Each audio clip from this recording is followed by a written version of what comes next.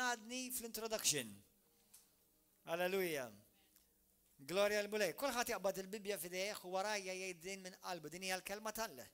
Hija kelma qaddisa. Hija kelma eterna. Hija kelma ħajja. Kellimni Mulej bil-kelma qaddisa tiegħek. U Mulej Ġesu naf li qatt iktar ma nerġa' nkun l-istess iktar. Grazzi tal-preżenza tiegħek f'dan il-post u tal-preżenza tiegħek f'qalbi u f'ħajti. Inti Alla tal-impossibbli, inti Alla sopranaturali. Grazzi li ħad tagħmel fija u minni l-iktar minn dak li nista' naħseb u nimmaġna permezz tal-qawwa tiegħek li taħdem fija. F'isem Ġesu Kristu. Amen. Halleluja. Poġġi bil-qiegħda, ħammorru fi ktieb tal-Atti tal-Apostli.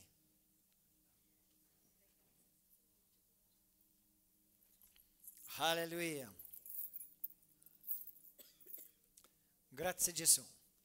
Atti tal-Apostli għal dawk li xewt minnkom tiġu il-ħadd fil-ħodu. By the way, nista' ngħidilkom li s-services ikunu verament differenti bejn is-sibt u l-ħadd ikunu żewġ services differently. Ovvjament,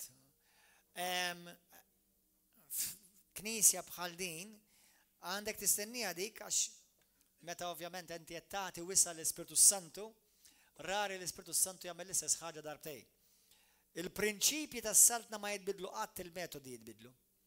Il-prinċipji ma jitbidlu qatt, il-metodi jitbidlu kull darba. Il-messaġġ li ħan nitkellem fuq illum hija fuq il-grazzja. L-grazzja tagħmlek qawwi mhux miskin. Ta' spiss nisimgħuha fuq fhom ħafna suppost Kristjani li jagħmluha ta' miskin. Imnalla kienet il-grazzja jew ħasra għax jiena tant jien miskin. Bl-Ingliż iddur daqsxejn aħjar. Grace makes you powerful, not pitiful. U issa ħanifhmu ngħidilkom għaliex. Morru fi ktieb tal-Atti tal-Apostli, l-Atti tal-Apostli, kapitlu 4, Atti tal-Apostli kapitlu 4, għal dawk li jew insejtu, jew nkella dawk li ma kinux magħna f'daw l-aħħar 4 ġimgħat li qed nitkellem fuq il-grazzja jew 5 ġimgħat. Il-grazzja tfisser li inti iffavorit minn Alla. Il-grazzja tfisser li inti ġejt moti xi ħaġa minn Alla li ma jistħoqlokx u mhux mertu tiegħek. Il-grazzja tfisser ukoll l-anointing, id-dilka. Meta xi ħadd tarah midluk minn Alla, inti ġeneralment inti l-grazzja ma tarajiex, speċjalment aħna li naraw iktar ngħidula anointing, mbagħad nitkellmu iktar fuq għadi. Il-grazzja però wkoll hija l-qawwa tal-Alla. Il-qawwa tal-Alla. U għalhekk qedtilkom il-qawwa, il-grazzja tal-Alla tagħmlek b'saħħtek qawwi mhux miskin. U jekk inti tinnota kif jitkellmu ħafna nsara ta' kull denominazzjoni, kważi kif jitkellmu qed jgħidulek tħassarni. Qed tifhmux qed nitkellem? Jew ħassra msieken għax aħna salvati bil-grazzja u isek tħassarni. U jiena ġejt minn dik il-tip ta' mentalità għax wara li jiena kontajt ħajti lil Kristu, number 1 fir-reliġjon ta' Ruma f'kull rispett għas kellna ħil ta' xi tfisser grazzja. Però mbagħad meta ngħid ħajt il-Kristu u bdejt nattendi knisja partikolari konservattiva li hija ma kellhomx denominazzjoni, ma hija waħda minn dak il-knejjes ta' denominazzjoni ta' bla denominazzjoni, the non-denominational denomination. Ġeneralment ma kienet konservattiva u dottrina hija konservattiva u għalkemm kienu ħobbuni u nirringrazzja Alla li jom u tal-limt ħafna speċjalment fuq l-imħabba tal-Mulej u li jiena vera salvat bil-grazzja u mhux bil-mertu tiegħi, imma kienet pjuttost mentalità kif jgħidu bil-Ingliż defeated mentality. Tifhem ma kien hemm l-ebda kunċett ta' vittorja, ta' rebħa, ta' dominju, ta' awtorità. Ma kien hemm dik l-ebda kunċett dak it-tip ta'. Kemm minnkom qed tifhmu fuq xejn nitkellem. Kemm minnkom ġejtu minn dik it-tip ta' background, forsi kontu dik it-tip ta' knisja. Apparti minn il-biċċa kbira minnkom kontu kattolċi, ma hawn minnkom li ġejtu xi tip ta' knisja dik simili, jew tip ta' talim. Hawn minnkom għandna jdejkom, ovvjament. Jiena kont hekk, amen. Ovvjament, u dan qed ngħidu għax hija realtà u ħafna li għaddu minn din l-esperjenza jafu x'qed tgħid. F'Malta forsi mhux ħafna għal raġuni li il-biċċa kbira tal-Kristjaneżmu ħafna minn nies għadhom ma rfuhx. Però meta tmur f'pajjiżi bħall-Amerika, meta għandek knisja Kristjana f'kull kantoniera li mhux bil-forsa xtejt Kristjana bil-fors jafu dak li taf int. Intom li tiġu River of Love. Infatti hemm knejjes Kristjani fl-Amerika li mhux bl-Amerika biss ta', imma ngħid l-Amerika x'inha kont nation. Li laqqas Kristu ma jidħol fin-nofs, imma jsejħu Kristjani xorta. Ikunu jew Unitarian, jew xi tip ta' knejjes oħra jkunu jitkellmu fuq il-moralità, imma l-Kristu jsemmuh bħalma jsemmu diversi personaġġi oħra. Halleluja. Anyway, Atti tal-Apostoli kapitlu 4, vers, ħanibda Verse 32. Il-kotra kbira ta' dawk li jemnu kienu qalb waħda u ruħ waħda. Ħadd minnhom ma kien jgħid li l-ġid li kellu kien tiegħu. Iżda kellhom kollox flimkien. B'qawwa kbira l-apostli kienu jagħtu xhieda tal-qawmin tal-Mulej Ġesu u kulħadd kien iġibhom ħafna. Bl-Ingliż tgħid bl-Ingliż, għaw xaħat għandu l-Bibja bl-Ingliż? Għattaqrawa bl-Ingliż, għax bl-Ingliż xi kultant il-klim idur daqsxejn differenti. Imma tajtek, għana għaraħħilkom 4:33. Tajtek. Hallelujah. And with great power the apostles gave witness to the resurrection of the Lord Jesus Christ. B'qawwa kbira l-apostli ta' xhieda, b'qawwa. Awwa. Mela ħankopli. And the great grace was upon them all. U grazzja kbira kienet fuqhom kollha kemm huma. Il-grazzja talla ħanej dan il-spunt. Meta jiena tgħid ħajti lil-Mulej u sibt grupp ta' Kristjani kienu xi grupp ta' madwar 50 ruħ, il-komunità kienet ġewwa Houston, Texas, fejn kont nżeffin, u kienu għal-kalmuni fuq il-grazzja, u speċjalment Efesin kapitlu 2 vers 8 verament tambruli li jiena minix salvat bl-opri, u vera, praise God, u mnalla, għax kieku għamilt opera kbira u kont imur l-infern. U salvat bil-grazzja u da mhux mertu tiegħi imma permezz tal-fidi u l-grazzja talla, u vera. Però f'dan il-grupp ta' nies għalkemm kienu jħobbu lil Alla u nemmen li huma salvati għax kienu jħobbuh il-Mulej u kellhom għarfien ta' Kristu, però waqfu semmek biss. Fejqan ma jemnux fih, jew ma kienx isir lanqas. Id-dona tal-Ispiritu Santu ma kienux jemnu fihom. Li xi ħadd jinħares mix-xitan ma jemnux fih. Xi ħadd il-ġimgħa qalli intaqa' ma' Kristjan ta' ċertu denominazzjoni li ma jemnux fil-doni u fil-qawwa talla, u għallu, sieħbi, għallu, il-xitan ukoll fejjaq. Għaw xi ħadd jaf x'imkien fil-Bibja fejn x'imkien il-xitan fejjaq xi ħadd. Min fejn ġibuhom daw id-dottrini diaboliċi? Ix-xitan ma jfejjaq il-ħadd. Fil-Bibja qatt ma tara l-xitan x'imkien fejjaq. U jien għal dan il-brother li jiġi għaw, għetlu darbohra ta' f'saqsieħ, għedlu Alla takom għaw ma jfejaqax fil-knisja tijak, imma x-xitan iva. Mela Alla takom ma jfejaqax, ix-xitan jfejaq. Ix-xitan għamluħ il-benefattur u l-Alla li huwa skadut. Dawn knejjes jeżistu f'Malta.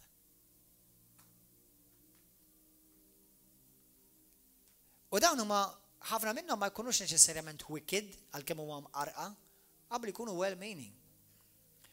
Imma qabel tiltaqa' magħhom biex meta xi ħadd jintaqa' ma' xi ħadd jgħidlek għax anke x-xitan jagħmel il-miraklu jfejjaq. Stenna ftit.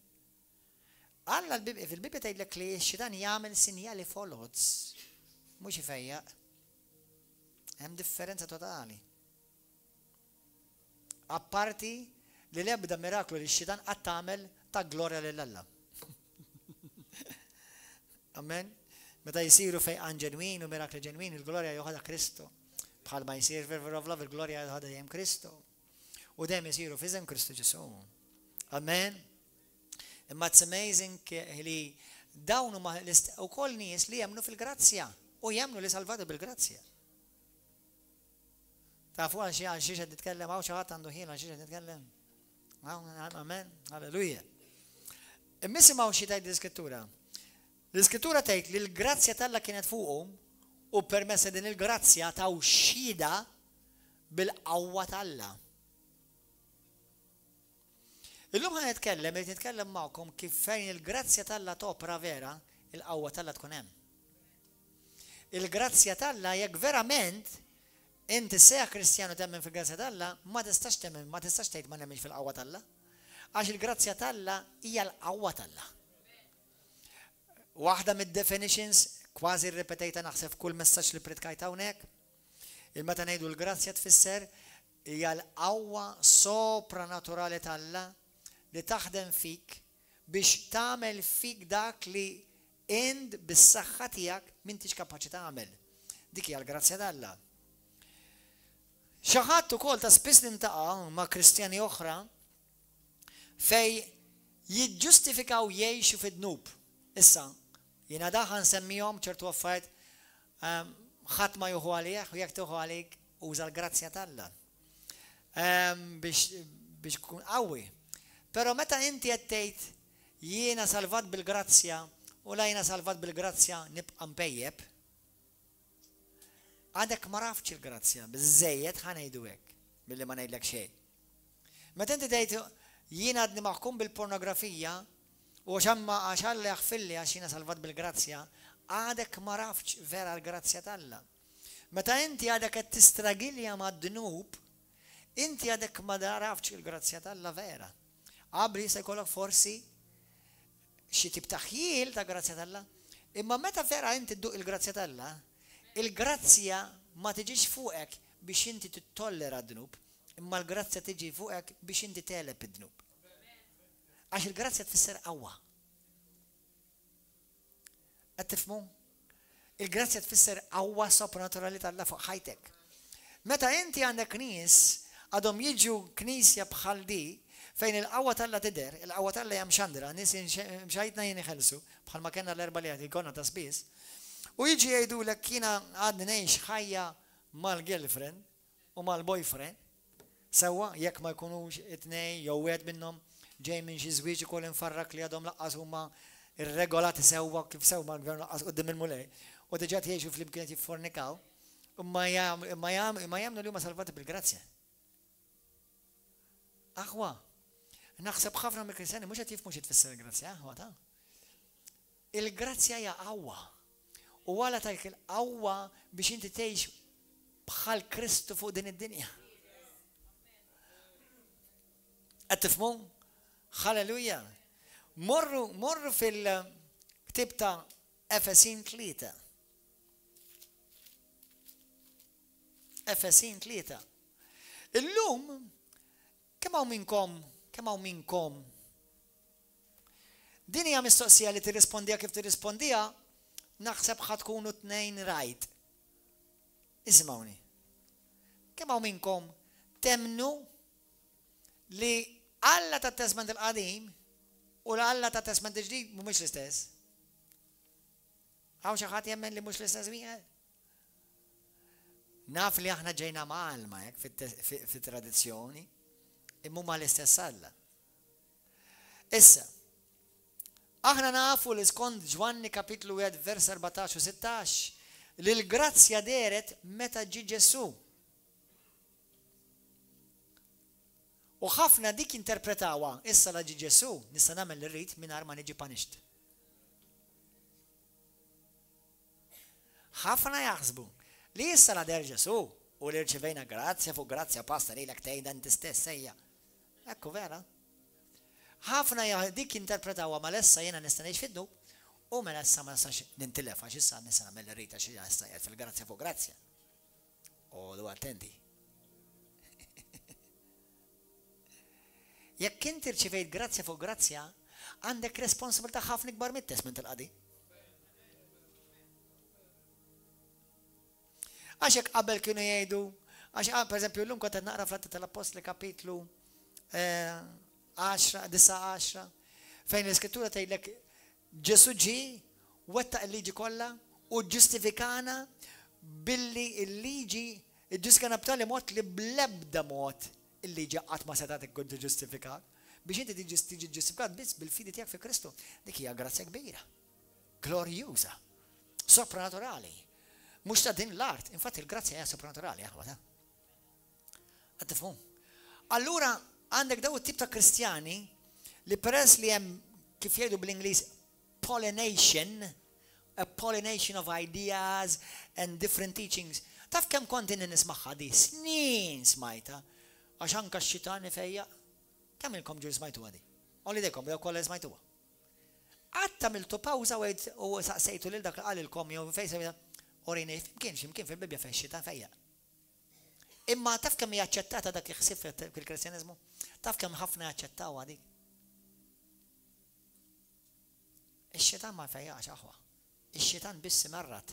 Għax bħalma tgħid il-proverbju Malti, il-prostituta milli kollha tik. Issa, jista' jkun li x'imkien ikun hemm fejqan ġenwin u Alla verament ġenwinament jagħmlu. Imma x'il-poplu mhuwiex informat u mhuwiex ittrasformat, allura minflok jiġu jirringrazzjaw il-Ġesu, imorru jirringrazzjaw l-ommu. Imma il-miraklu xorta Ġesu kun għamlu. Il-fejqan għamlu xorta waħda l-mulej. Darba kien hemm crusade ta' Benihin.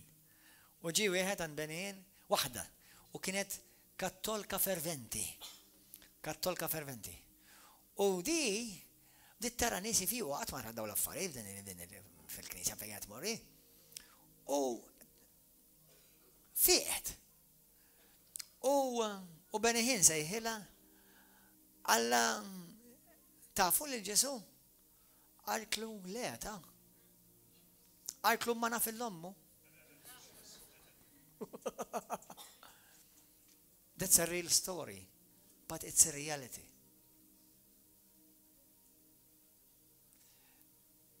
Issa ovvjament ċertu nies jagħmlu ċertu feta għax m'hemmx għarfien, m'hemmx tagħlim tal-kelma.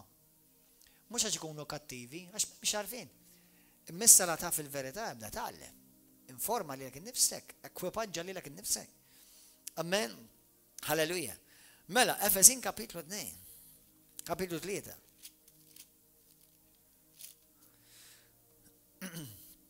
Vers, ħanaqraw minn vers, kapitlu 3 minn vers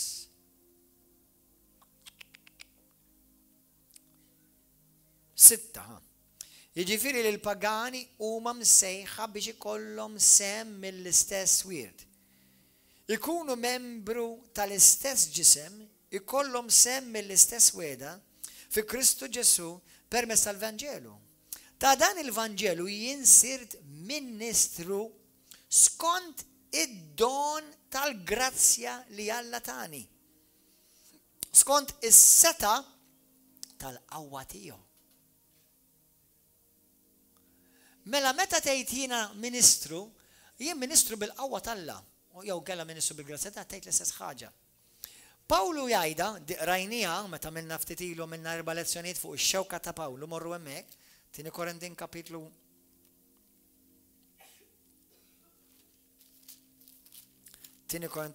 12.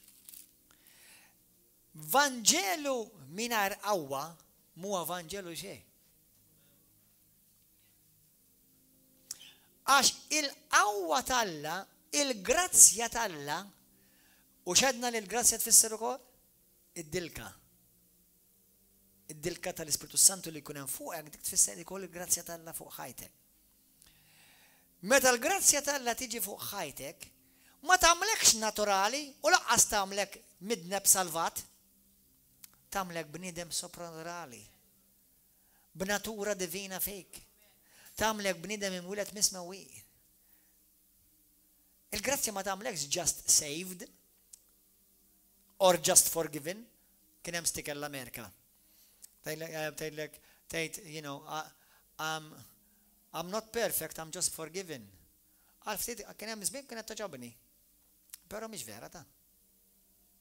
Now, I'm not perfect fis-sens bħal Alla perfect, żgur le, ħadd perfect bħal Alla.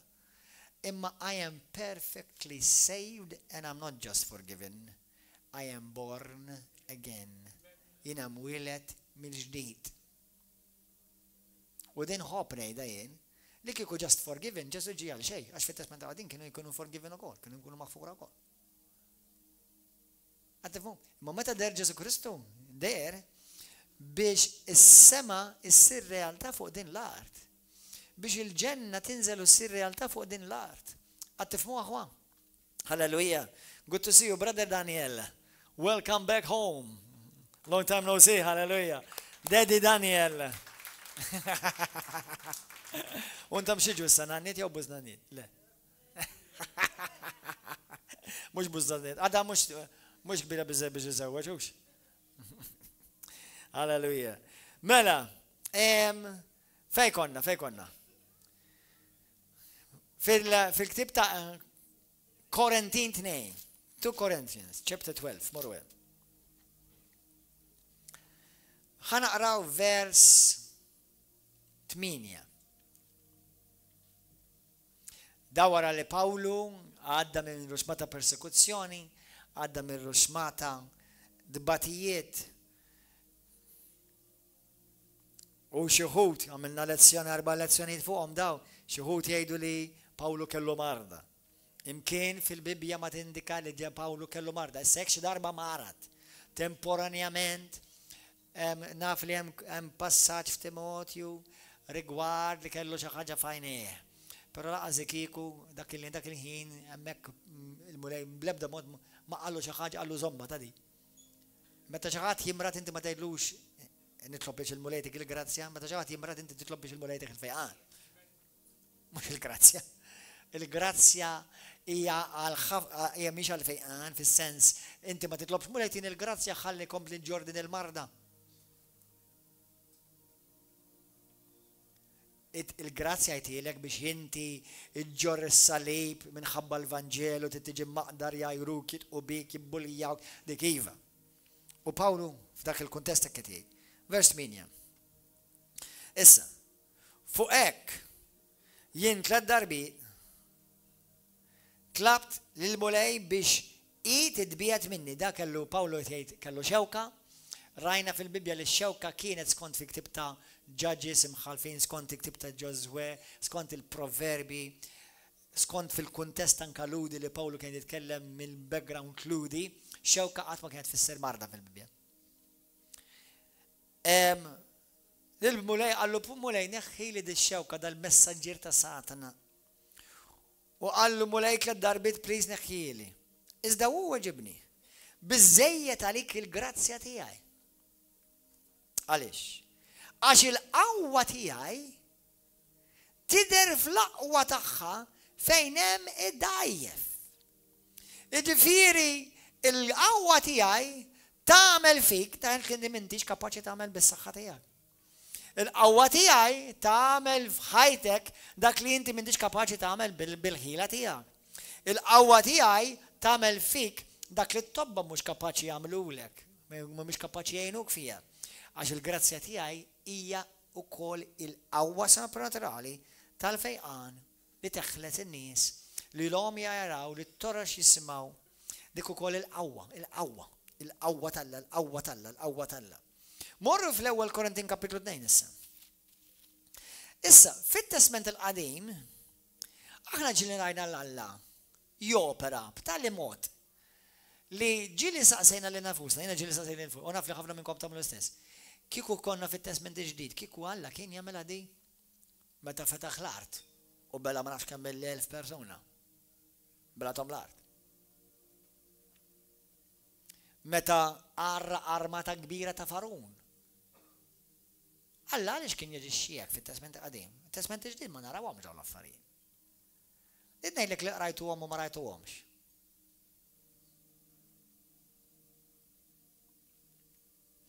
Kemm hawnkom ġieli kolkom dilemma titolbu għall-edewa tagħkom. U tixtiequ li l-art infetaħ qudiemkom u jibilgħuhom. Pastor, kemm nixtieq li kont fit-Testament Qadim kieku f'dik is-sitwazzjoni? Illum kelli revelazzjoni u qatt ma smajta predikata, però hija biblika tħabbix rasek. Hemm żewġ modi fejn Alla jiddilja magħhom differenti.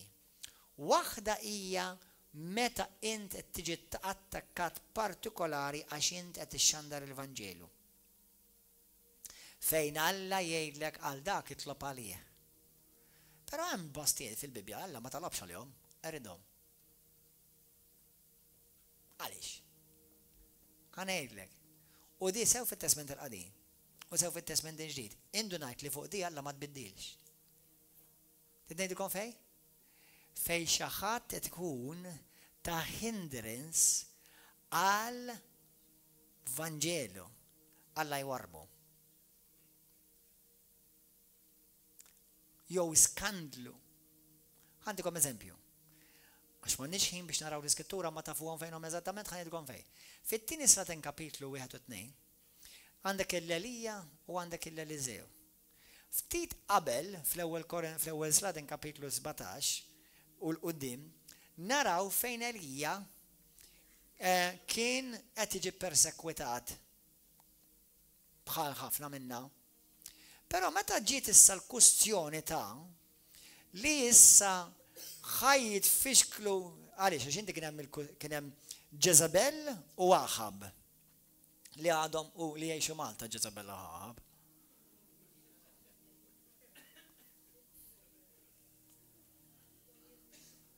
U naħseb xi kultant ipoġġu faċċata ta' xixin f'kamra l-belt binja qisha kaxxa.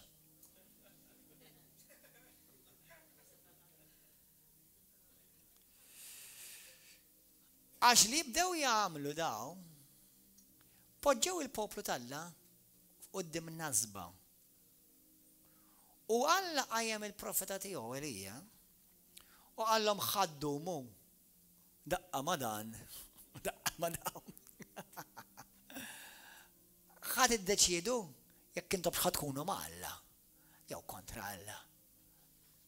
U challengea lil Jezebel u l-profeti ta' Jezebel, mhux ta' Jezebel, kienu profeti, ma kienu l-assassin folots u l-profeti folots ta' Baal u ta' Ashterot. Għanna l-kuġina tagħha Malta ħafna ifittxuha. Ashterot. U għalija qal illum ħan iddeċiedu lil min ħadd adoraw. ħajkunu tafu minnu veru Alla. U għax bdew ifixklu poplu sħiħ milli jarfu li Alla bdew ipoġġulu skandlu qudiem il-poplu. Alla l-profeti folots eridhom ma qallix il-Elija tlob għalihom. Fit-Testament ġdid fejn dik? I'm glad you asked. Morru fil-Ktib tal-Atti tal-Apostli kapitlu 13. Atti. Ħasa sikom is-sosija. Il-Testament ġdid, l-Atti tal-Apostli huwa taħt il-grazzja u le? Huwa taħt il-grazzja Testament ġdid? Għaliex taħt il-grazzja Alla xwihom il-Ananija u l-Safira? Għall-istess raġuni ta' Elija. Għall-istess raġuni li għamel hemmhekk ukoll f'Pafos ġewwa Ċipru. X'inhi? Għaliex xwihom? Bl-Ingliż idur aħjar, because they were jeopardizing a whole nation called the church. Had God not judged them, the whole church from its inception, mit-twelid, it would have been jeopardized.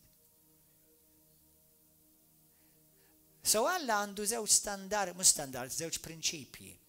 Meta qed jattakka lilek għax inta Kristu, itlob għalihom. Imma meta xi ħadd qed ikun ta' periklu għal nazzjon sħiħ. Hemmhekk mhux jitlob għalihom, hemmhekk jitlob Alla jixfihom.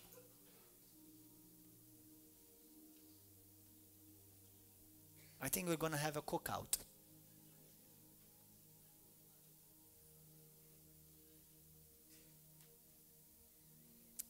ħanejdukom aħwa. Dal-aħħar, il-mulej poġġi li pensax fuq qalbi, u għattulkom, u għasamtu ma'kom, u smajt l-istess l-alf lukaw jgħid l-istess ħaġa. Issa ta' spiss naraħ, imma ma konċ rajtu dak il-messaġġ. U jien għattilkom aħna qegħdin fi żmien. Number one, żmien speċjali, żmien ta' grazzja speċjali. Alla qed jiffavorixxi l-poplu tiegħu bħalissa. Il-Knisja qamet aħwa. Il-ġgant qam. U mbagħad smajt ukoll il-Maldonado, dawn huma żewġ kelliema narhom ta' spiss jiena, għal minn Settembru law, kważi sħajjeltu ħajjejt mill-Fate Explosion ta' Malta l-qudiem, għal il-Knisja telet il-level ieħor. U it-tnej sewa l-Fugaw u Maldonado għalu dal-istess klim, more or less. Li il-Knisja għamet biex tkun il-Knisja glorjuża. Mhux il-Knisja pitiful, but the powerful church. U I am incredibly odd kif ħafna tgħidu l-istess statement li qed ngħidin. Enough is enough, mhux f'Malta ta' fl-Amerika. Unwedkom qudiem il-mulej li ma kkupjajt il-ħadd. They're saying the same thing. God is speaking through the mouths of his prophets, his servants. Għaddeja verament jew. God is bringing the same message everywhere in the world. We are in time of grace. But for those who will get in between my people and myself, I will fry. Because now the Lion of the tribe of Judah is roaring. Issa li l-jun ta' tribu ta' Ġuda għat jgħajjad. U għat jgħid dak li għat jgħidu l-profeti tiegħu. Enough is enough.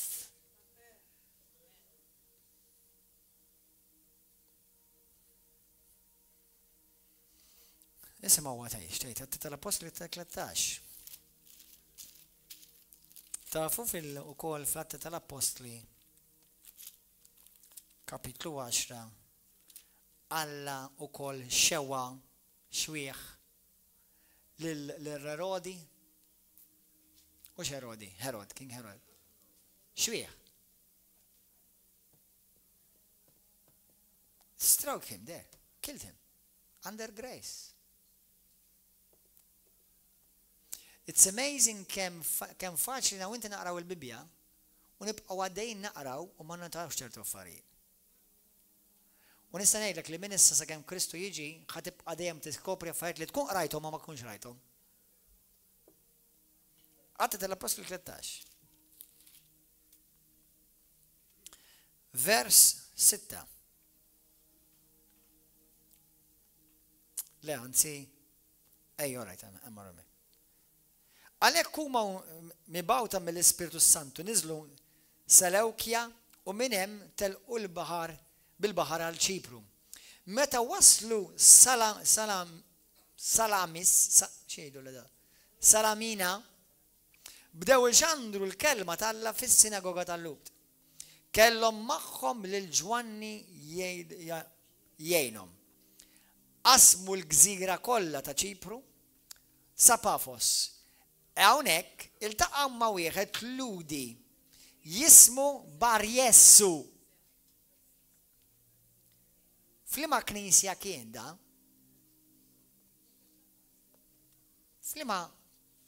Flima denominazzjoni kien jattendi?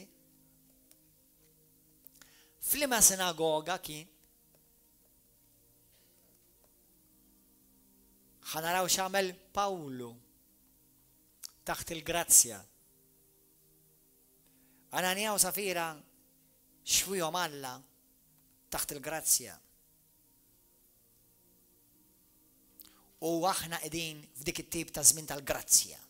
F'dak it-tip ta' grazzja qegħdin issa.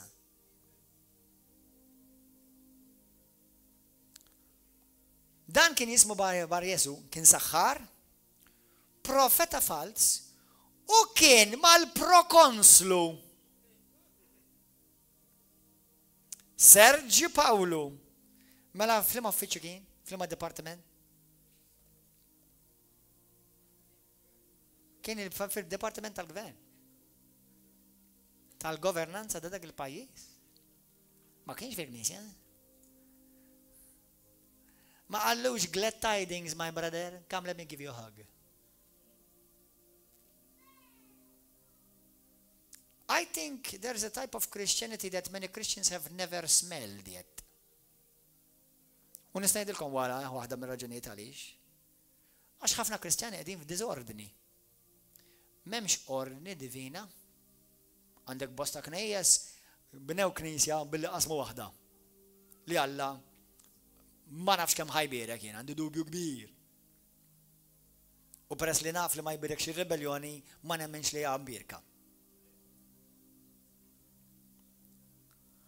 Hemm knejjes oħra laqqas biss jippritkaw nofs Bibja. Hemm knejjes oħra jippritkaw biċċa Vanġel u l-biċċa kbira skadut Alla l-jum. Kif tista' tara di l-affarijiet meta inti il-basics qed tabbanduna ħseb wara daw. Hemm knejjes oħra li għandhom ruxma ta' kampnari imma issa mhux iktar kontra ħażen issa l-ħażen jgħix hemm. Għax inti ma tistax tkun l-istandard tad-dinja u l-għar qiegħed fik.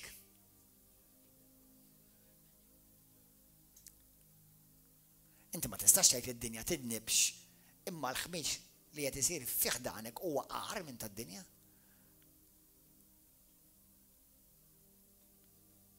Alla m'għandu x'aqsam xejn ma dak il-tip ta' ħmieġ, perverżjoni u ħanejda u ngħid li bil-biża tal-Alla ngħid dal-kliem li peress li Malta għal ħafna snin kienet maħkuma mir-reliġjon ta' Ruma, il-perverżjonijiet li qed naraw f'pajjiżna llum minħabba fiha daħlu.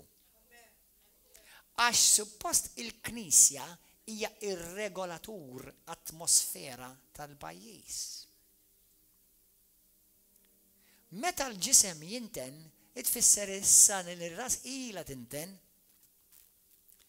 L-ola istituzzjoni fil-pajjiż, Alla ma poġġix la l-PN, u laqqas il-PN. L-ola istituzzjoni f'kwalinkwa pajjiż hija l-Knisja, imma tittamel xogħla seru. Titkun vera l-Knisja. U mhux għax tinvolvi luħa fil-politika, anzi għandha tinvadija l-politika.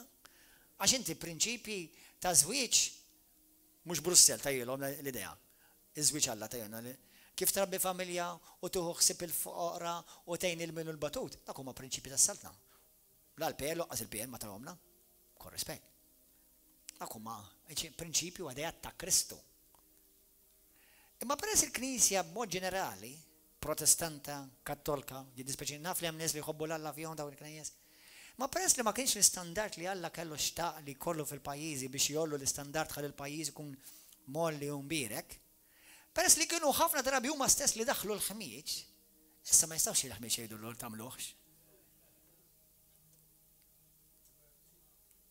Kapix aħwa? Imma l-għandu poplu. U għam. U għamedluk. U ma jimxu mal il-jum ta' tribu ta' Ġuda. Halleluja. U poplu li jaf min huma fi Kristu. Jafu min huma minn ajru, jafu li jħobbu li l-għadu, imma jafu li meta inti issa tkun taxkila għal-Vanġelu, u għat attent, għax Alla tiegħi dal-waqs jixfik, taħt il-grazzja.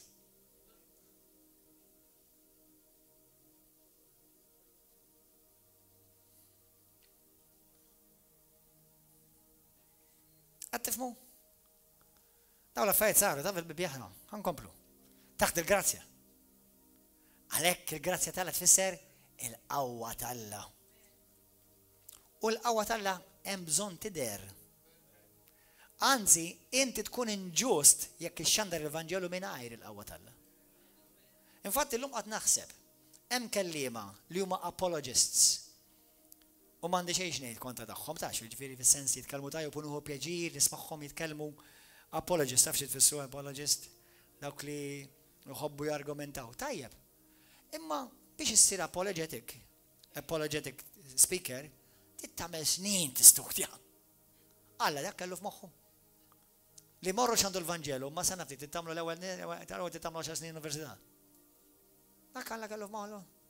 Issa nirringrazzja Alla tal-Ministeru tal-Apologetics, jiena jogħġobni. Imma Alla ma kellux dak f'moħħu da. Għata x'kellu f'moħħu imtella bil-qawwa u mur trasforma d-dinja. Issa, mhux next year. Dak kellu f'moħħu. Alla ma kellux moħħu li jaqleb id-dinja. Għax ikun hemm xi wieħed jew tnejn jew tlieta very smart, very qilhom, veru moħħhom għandhom tajjeb u grazzi mulejta ta' kollu mhux qed imaqdru. Ma dak huma, dak mhux dawk ħajr bid-dinja. Inti li għadek kemm dert la Kristu llum, inti li għadek kemm fdort li Kristu il-ġimgħa l-oħra, inti li għadek jismaj fuq Ġesu Kristu missek fejqek ħalleluja daħal f'ħajtek taf li xi ħaġa ġdida u wettejt il kulħadd minn waqfin. U għadek ma studjajt xejn. Imma ntqajt miegħu.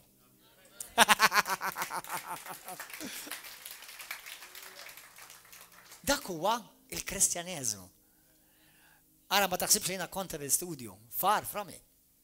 Imma ħafna dawn li huma apologists warbu l-qawwa talla. U ma rridx ngħid xejn kontrihom fis-sens, mhux ħansemmihom bisimhom, imma ħafna minnhom hekk huma, vera, warbu l-qawwa talla. Is-sopranatural neħħew. Nħobbhom għax nieħu biex nismagħhom mill-latta they feed my intellect. Imma let me tell you something. If you have somebody who's demon possessed in front of you, your intellect won't cast him out. Your intellect won't heal anyone. And we preach the gospel of the kingdom. Aħna nxandu l-Vangelo tas-saltna. Mhux il-Vangelo ta' dak li huma intelligenti biss, u dak li jħilhom f'moħħhom. Hawn nies li huma smart u intelligenti, grazzi mulej għalihom. Il-Vangelo mhux għal dawk, il-Vangelo għall-inqas wieħed fil-iktar wieħed sempliċi. Halleluja. Grazzi Ġesu. Dan raġel moni bidden u nies u rrit jisma minn għandhom il-kelma talla. Iżda elima is-saħħar għax hekk kien ifisser ismu waqfilhom u beda jfittex li jbijat lil prokonslu mill-fidi. Imbagħad Sawlu li jismu wkoll Pawlu mimli bl-Ispirtu Santu u qalilhom eżis ħuti. Anke jekk ma temmenx falla, Alla jemmen fik. U jħobbok kif int u naħseb xorta ħassalva. Għax Alla tiegħi jħobb il-kulħadd kif inhu. Ġieli smajtuh dak it-tip tal-erżijiet f'pajjiżna. U laqqas u ħafna poplu peress l-Evanġelu ma jafuhx. ħafna Maltin li l-Vangelu ma jafuhx. ħafna reliġjużi l-Vangelu ma jafuhx. Jgħidu ra kemm hu li dak ir-raġel kemm jitkellem sew, kemm hu pjużi, kemm hu ħelu. U laqqas jafu li qed jitkellem bis-seba' xjat ġoviji.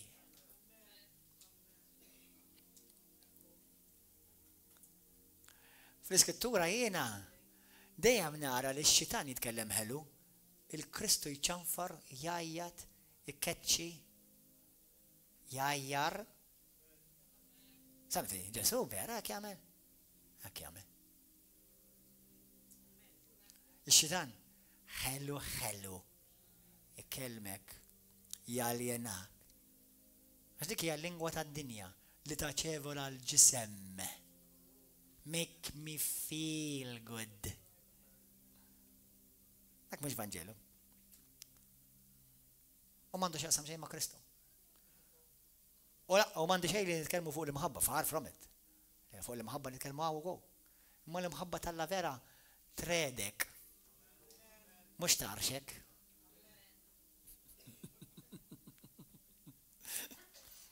U għal min uħobb l-alla vera, meta tiltaqa' mal-imħabba talla taf, int ma tistax tibqa' l-istess, mhux jgħidlek inħobbok kif in.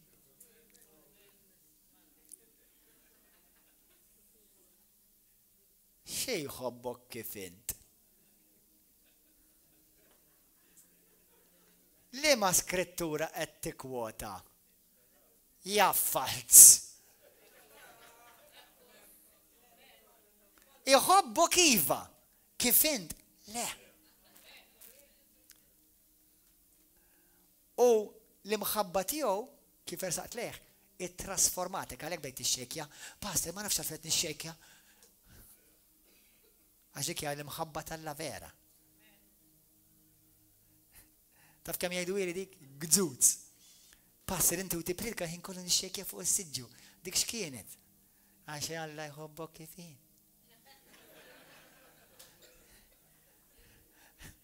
Ja.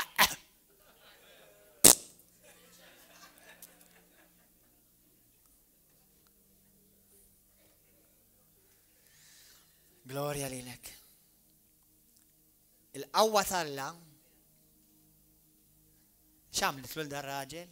Il-grazzja! X'għamletlu? Dan il-profeta fals li kien fil-gvern u għet ifixkel, ma nafx ma partit kien di, ma għet ifixkel partit u għet Jezebel Wahab. X'għamillhom Alla li Jezebel Wahab? Imma qraw ukoll fit-Testament il-ġdid fil-Apokalisse kapitlu 3. Għax l-istess ukoll Alla qal li qed tagħmlu bħala għandkom il-Jezebel fostkom. U x'inhi tagħmel di Jezebel? Qed tikkorrompi l-poplu tiegħi bil-immoralità sesswali. Mamma mia. Entuwa e nostra anche. You'll be surprised when you read the Bible how your perspective changes.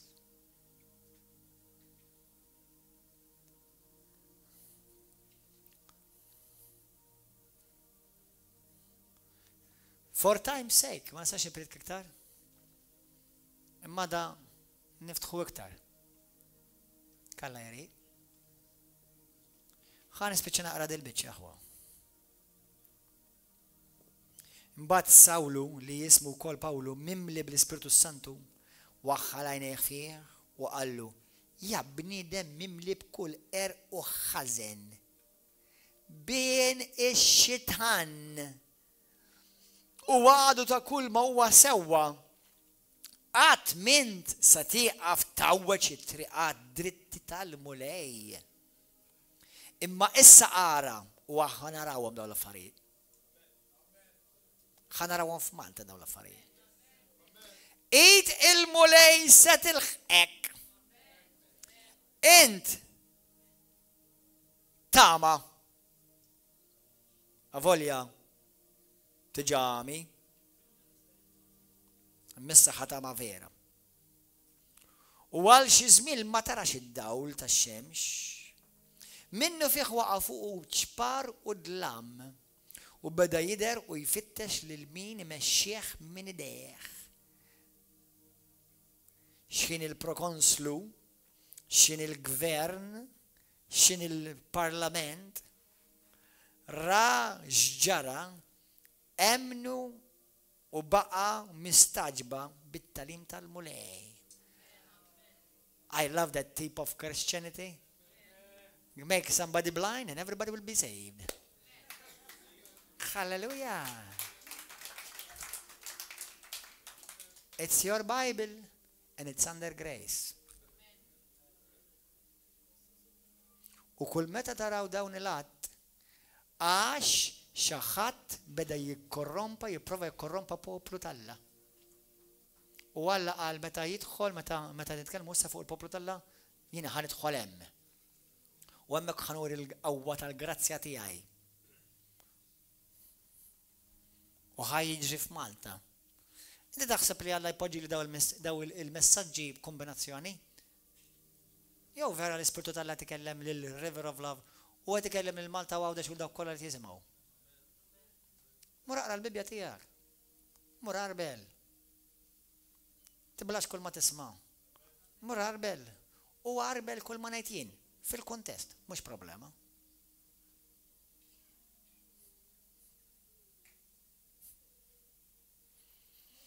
Halleluja. Nitolbu għal dawk li persekwitawna Imma dawk li qed ifixklu mill-Evanġelu jiġi mxandar biex ħafna jisalvaw. Iqaf itol fuqhom. Itlob in-nar tal-Alla jinżel fuqhom. U Alla jqaċċatuhom. That's Bible. Is it your Bible?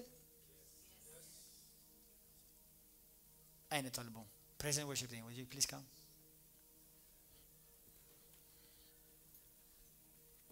Hallelujah. Għaw xaħat il-lejla jgħid li pastor jiena nixtieq nagħti ħajti lil Kristu għall-ewwel darba f'ħajti. Għaw xaħat illum jixtieq jagħti ħajtu lil Ġesu għall-ewwel darba? Jew għandek bżonn it-talb. Għaw minnkom qatt ma ħriġtu għat-talb.